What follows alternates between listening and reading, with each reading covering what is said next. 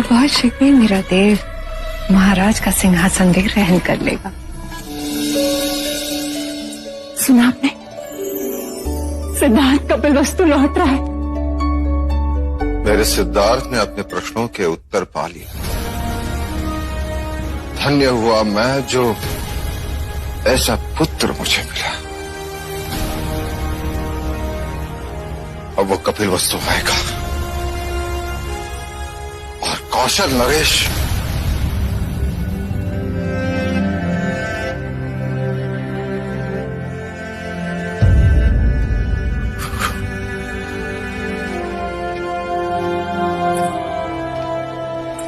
अरे अनुज, देख क्या रहे हो? मिठाई बंटवाओ, पूरी प्रजा में ये शुभ समाचार पहुंचा दो कि युवराज सिद्धार्थ लौट आ रहे हैं। अवश्य।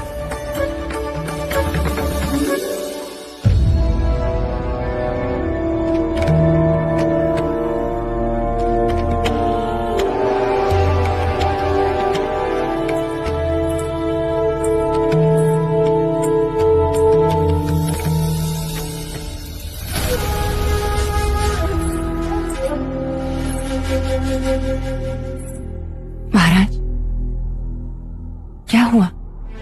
इतने सुख के क्षण में ये आंसू क्यों?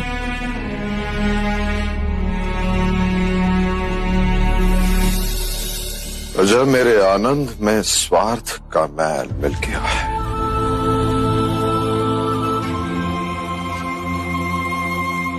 सिद्धार्थ वापस आएगा,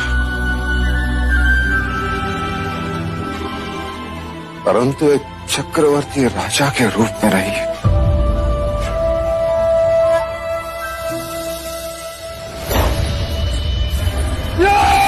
देवदत्त, मती मारी गई है तुम्हारी? ऐसा तूफान क्यों मचा के रखा है? पुत्र, अभी तो खुशियां मनाने का समय है। फिर किस बात की खुशी? सिद्धार्थ के वापस लौट के आने की खुशी। परंतु अब सिद्धार्थ के आने से तुम्हें किस बात का भय है? वो तो सन्यासी बन के आएगा। शाक्यों के सिंहासन पर तुम ही बैठोगे। आप लोग तो बस एक ही बात की रट लगा के बैठे। महाराज बनोगे, सिंहासन पर बैठोगे।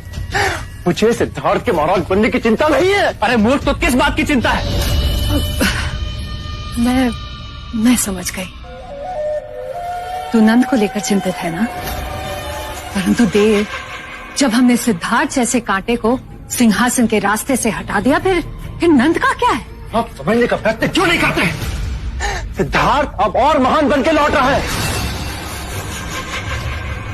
कहीं कपिलवस्तु में ही आश्रम लगा के बैठ गया तो बहुत अच्छी बात होगी। यदि सिद्धार्थ ने यहीं पे आश्रम बना दिया तो महाराज के सीने पे सांप लौटेंगे और वो पहले से अधिक दुखी होंगे। नहीं, आप फिर भी नहीं समझ रहे हैं। यदि मैं महाराज बन भी गया तो सिद्धार्थ के सामने 2 कौड़ी का मूल्य होगा मेरा। शाक्यों का दरबार राजमहल में नहीं, आश्रम में लगेगा।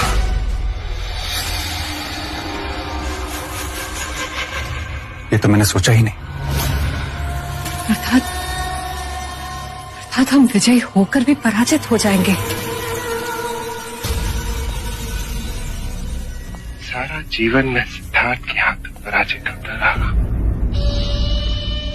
लेकिन मैंने भी अब प्रण कर लिया है। सिद्धार्थ की हर संपदा को अपने वश में करके रहूंगा।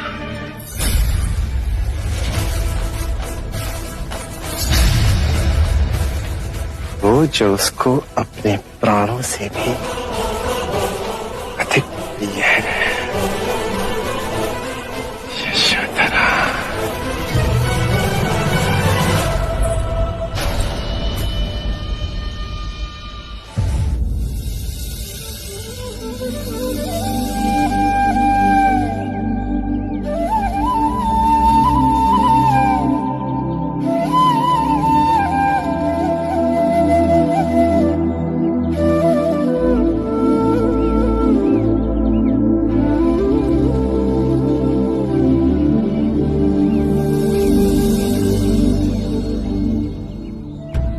जैसे मकड़ी एक एक तार अपने अंदर से निकाल सुंदर जाल बुनती है, उसी प्रकार प्रकृति ने अपनी चेतना के इस धागों से इस सुंदर सृष्टि का सर्जन किया। और इसी सुंदर सृष्टि में बुद्ध के सधर्म के मार्ग की वाणी दसों दिशाओं में गूंजेगी और सोई हुई मानवता जाग उठेगी। जो भी सद्धर्म के मार्ग से जुड़ना चाहे उसके लिए हमारे संघ के द्वार खुले हैं, फिर वो चाहे किसी भी वर्ण का ही क्यों ना हो, कोई भेदभाव नहीं होगा। यह अद्भुत क्रांति है शाक्य मुनि। सदियों से मनुष्य ने मनुष्य को धन, जाति, लिंग के आधार पर उत्पीड़ित किया। अब सब समान होंगे। सबको अधिकार है ये परम सत्य पाने का, जैसे हम सब ने प्राप्त किया। सब नश्वर है, सब झूठ है और सबसे कुरूप है यह जीवन।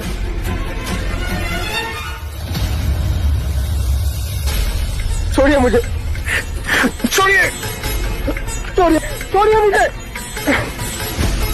आप होते कौन है मुझे रोकने वाले? मेरे जीवन पर स्वयं मेरा अधिकार है। नहीं, जिसने तुम्हें जन्म दिया उस माता का अधिकार है। जिसने तुम्हारा लालन पालन किया उस पिता का अधिकार है। कितनी लंबी श्रृंखला है जिनके होने से आज तुम हो। तुम पर केवल अपना नहीं, उन सब का अधिकार है। उठो।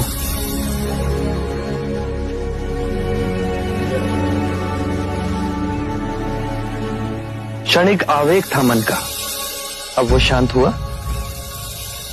क्षणिक नहीं, जीवन में सब कुछ पाया। सुख, धन, ऐश्वर्य, काम वासनाओं की तुष्टि, और वो सब क्षणिक था। जब भी अपने अंदर देखा तो एक बहुत ही गहन अंधकार पाया, बहुत ही गहरी पीड़ा पाई और बहुत ही सूना बन पाया। जीवन जीने का कोई अर्थ ही नहीं रहा। इच्छा जब तड़पती है तो हमें लगता है कि जब वो पूर्ण होगी तो हम तृप्त हो जाएंगे, पर जैसे ही इच्छा पूर्ण होती है हमारा मन फिर से सूनेपन से भर जाता है। जानते हो क्यों? जब इच्छा की कामना थी तो वो स्वप्न था। जब इच्छा पूर्ण हुई तो अंतर समझ गया कि ये भी स्वप्न ही है। एक क्षण ना पकड़ सके और हाथों से फिसल गया। तो क्या इस जीवन में कुछ भी अनश्वर नहीं है? बाहर के सुखों को भोगने की कामना से आतृप्त रहो। बाहर दौड़ने से कुछ नहीं होगा। जीवन से घबरा, उसे नकारने से कुछ नहीं होगा। अपनी जीवन यात्रा अंतर की दिशा में मोड़नी होगी।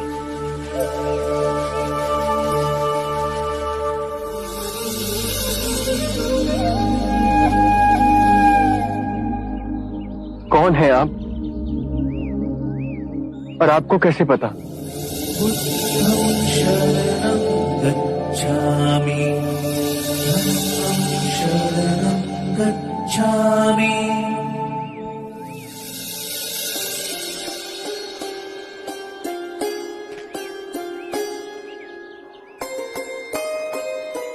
मैंने आपसे सुंदर व्यक्ति आज तक नहीं देखा। इतनी देर में तुम्हारे पास ही खड़ा था, पर तुम मुझे देख न सके। तुम्हारी आंखें अंधी होकर हर ओर केवल अंधकार ही देखना चाहती थी। मनुष्य अपने मन में जैसी चाहे वैसी दुनिया को देख सकता है। सत्य है, आप महात्मा हैं। मैं दुखी हूं अपने अंतर मन से। मेरा नाम यश है। एक धनी वैश्य परिवार में मेरा जन्म हुआ। जीवन में किसी भी बात की कमी नहीं थी। मैंने हर सुख भोगा, वासनाओं की पूर्ति करता रहा। पर अंदर ही अंदर मेरा मन घुटता रहा। मैं और नीरस होता गया। कितने मनुष्य हैं जो कि शारीरिक रोगों से पीड़ित हैं, धन के अभाव से पीड़ित हैं, अन्याय से पीड़ित हैं, पर उतने ही मनुष्य मानसिक रोगों से भी पीड़ित हैं। चारों ओर देखो यश,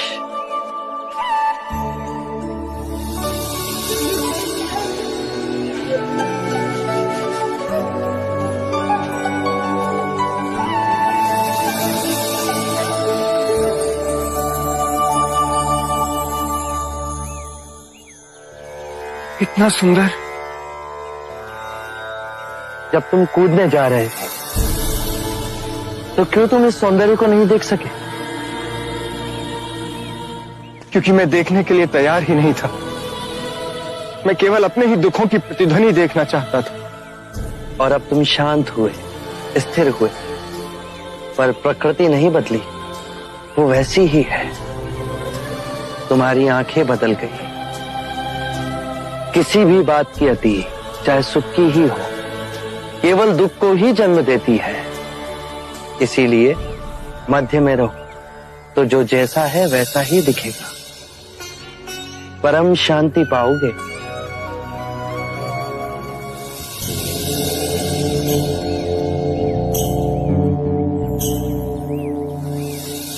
क्या आप मुझे अपना अनुयायी बनाएंगे? हमारा जीवन सादगी से जुड़ा है। धरती हमारा बिछौना है और जो भिक्षा में मिले वही हमारा भोजन।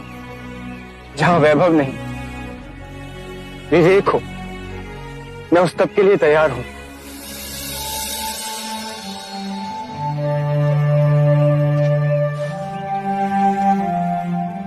हर कोई जो इस पृथ्वी पर जन्मा है उसे परम ज्ञान पाने का अधिकार है। बस पहला पग उसे उठाना है। मैं तैयार हूं। तुम अपना शीश कटवा सकते हो। मैं अपना शीश देने को तैयार हूं। शीश देने की बात केवल एक प्रतीक है। शीश देने को वही तैयार होता है जो अपने अहंकार का शीश काट अपने गुरु के चरणों में रख सके।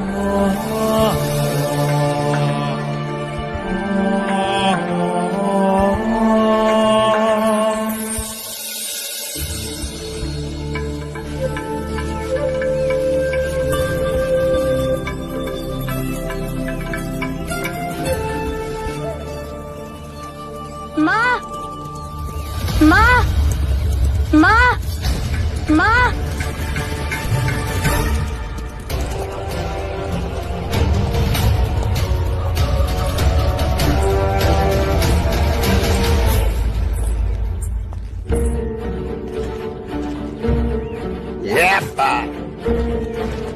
हाँ, आपको पता है आज देवदत्त काका ने गुरुदेव से कहा कि राहुल को घुड़सवारी मैं सिखाऊंगा और वो मुझे हर रोज घोड़े पे बिठा के घुमाने भी ले जाएंगे।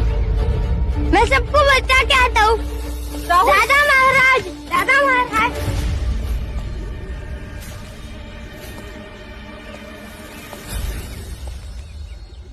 लो, मुंह मीठा करो। सिद्धार्थ के आने की खुशी।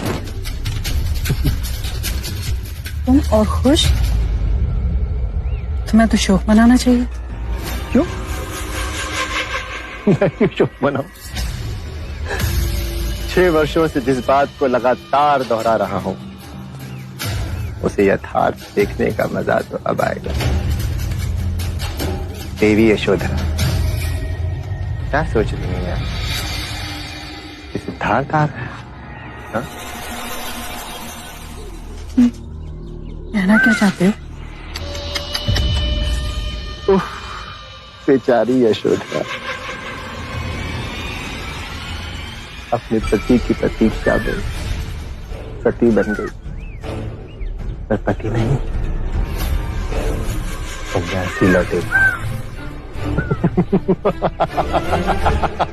हमारा संबंध केवल शरीर का नहीं, मन और आत्मा का है।